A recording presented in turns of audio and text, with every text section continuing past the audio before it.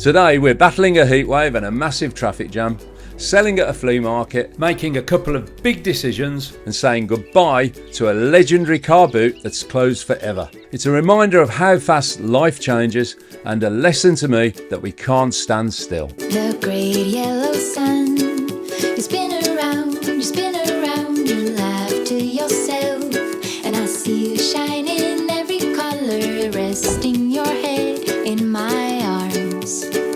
You sing la la la la la la la. My God, I think I might be in love. Get rid of all your sorrows in the summer city. Stick around till the end of the video and I'll show you what's been selling. And if you manage to last that long, please hit the like and subscribe button.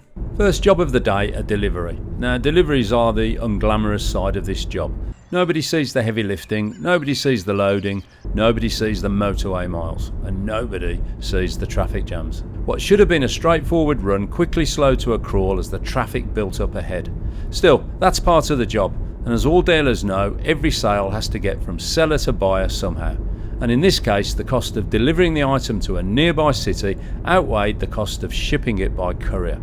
So I saved a few quid by delivering it myself. Eventually the traffic cleared and I arrived at the destination with my load, buried of course deep in the van.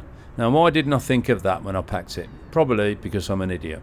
Digging my delivery out of the van revealed a small but classic 1970s two-tone Machinist chair. In my experience, industrial furniture like this has become increasingly popular over the last 20 years or so, particularly as more people are incorporating vintage pieces into their modern homes, retail venues and workspaces. Just think of that trendy bar or restaurant you walked into recently. Delivery completed, money in the bank, and I could eat for the next few days. But my mission wasn't over yet, because as anyone involved in the trade knows, the hunt for stock never ends. So, a few days later, I headed off on a buying trip to a local car boot sale. Now, for full transparency, I've included this footage as a little piece of reselling history that in my opinion is worth reflecting on, both for its cultural significance and its economic relevance at the time. Please bear with me. It was always one of my favourite places to buy. In fact, its closure has been bemoaned by buyers and sellers alike ever since. It was part of the reselling infrastructure in the region, and honestly, it's never really been replaced for both buyers and sellers. I've included it in this video as it represented a regular sourcing opportunity for me, and it helps me highlight why car boots and fleas are such an important part of the local economy, and why, when they disappear, they are a significant blow to the cash-based community. Basically, this car boot was a field rammed full of sellers and buyers where you never quite knew what or who would turn up. And maybe that's the problem in the eyes of the taxman. The cash economy is an invisible economy. Go figure. The type and variety of stock for sale at this car boot was many and various. There are house clearances, shed finds, vintage collectibles, deceased estates, occasionally even genuine antiques. And that's exactly why the dealers and buyers keep coming back to the fleas and car boots. So having said all that, let's take a look around at the type of stock on offer. One thing I always enjoy about car boots or flea markets, as I've mentioned, is the variety. Within a few yards you can move from a table full of My Little Ponies to a table overflowing with genuine antiques and vintage. Some people walk straight past them. Dealers tend to notice and fill their boots. See if you can spot anything you would have bought and let me know what and why in the comments below.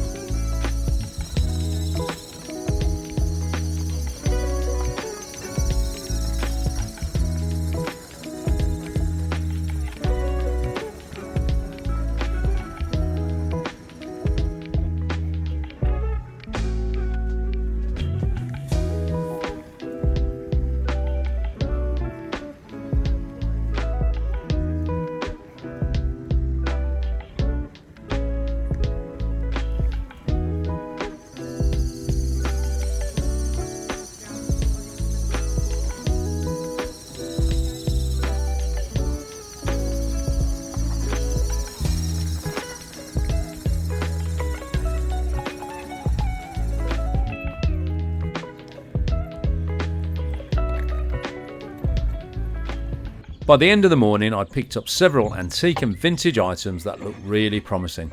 Some were quality and destined for immediate resale. Others, I thought, had enough character to justify taking a chance on them, either online or at an antiques and vintage fair. At first I thought this was a piece of Keswick-ware silver plate, but it turned out to be a German WMF mid-century silver-plated dish. And these were a pair of Art Nouveau inspired ewers, likely made in England around the 1960s. Back at Antique Central HQ, Viv, my trusty associate, was hard at work at the Lockup prepping the gear for the flea market, and we were taking at least a van load. Realistically, more than a van load.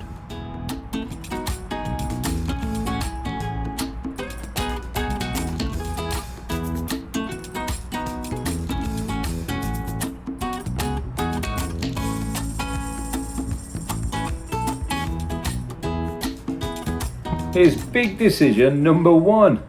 The annual cost of renting a 22-foot container in Birmingham for a small independent trader was becoming unsustainable. Basically, I was working about 2 months of the year just to make enough profit to pay for the lockup. So I cut my losses, ended my contract and centralised my entire operation at home. No summer condensation dripping on my stock, no unaffordable costs or overheads, no time spent travelling to pick up sold stock, instant access to my inventory, and most important of all, an improved sense of organisation and stability. Now I know that's not possible for everyone due to the space required at home, but if you can do it, I highly recommend it. When we wake, hear the birds and see the sun. Side by side our fears are done. All the good times just begun.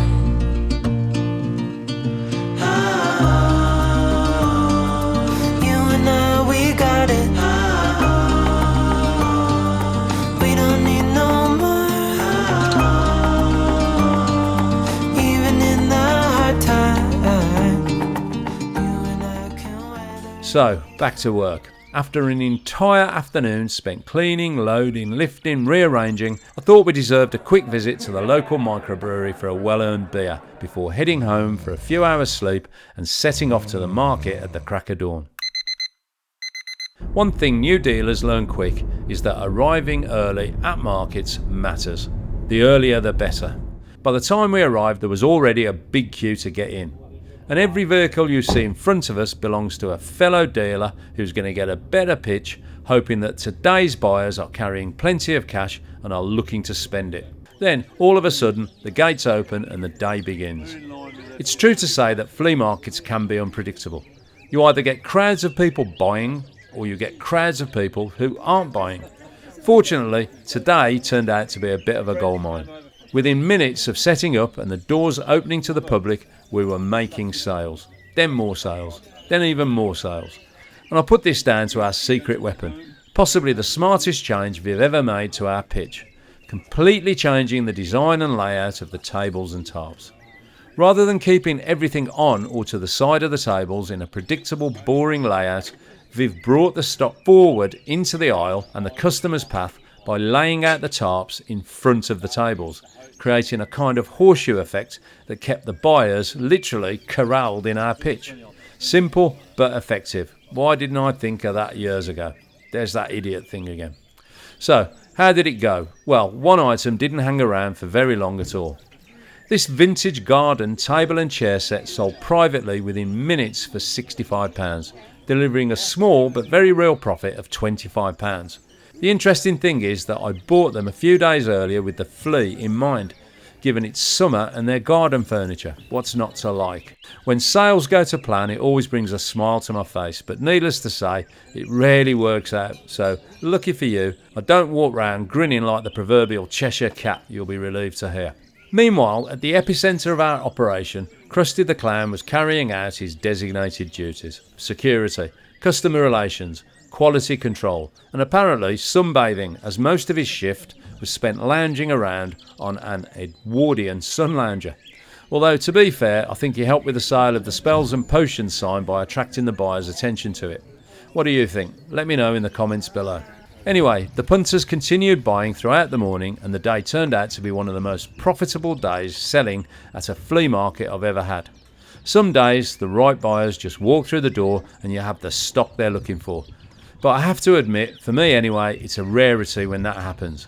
Bottom line is, you need the right stock in the right place at the right time. By about 3 o'clock we were finally ready to pack away. It had been one of those days that reminds you why flea markets remain such an important part of the trade. Good customers, good stock, good sales. You can't ask for much more than that. Here's big decision number 2. Some of my original viewers who have moved across with me to this new Antique Central YouTube channel will know I once had space in an antique shop. 2 big rooms to be precise. In short, my lease conveniently ended in 2020, say no more, and it was agreed between me and the owner that I wouldn't renew it. Basically, it was in the best interests of both of us. You're never here when my tears dry. You'll never listen. You're just a friend when I come undone. I have to fall apart when mine is bleeding. Some kind of friend.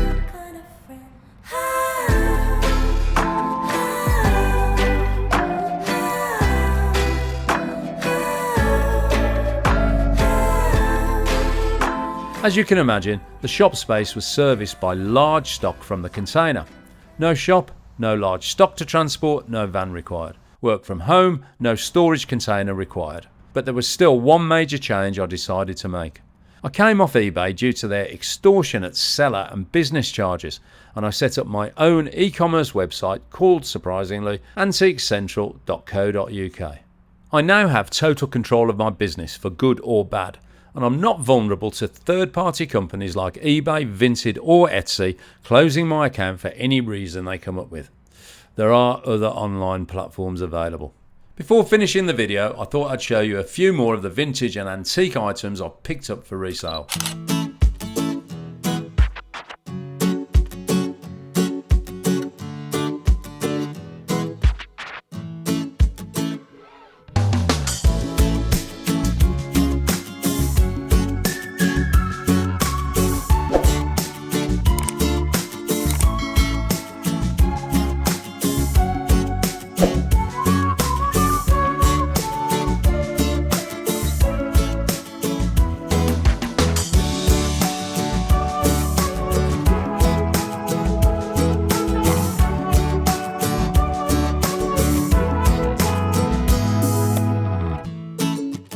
If you enjoy real-world antique and vintage hunting, flea markets and car boots, please leave a comment and let me know which item caught your eye.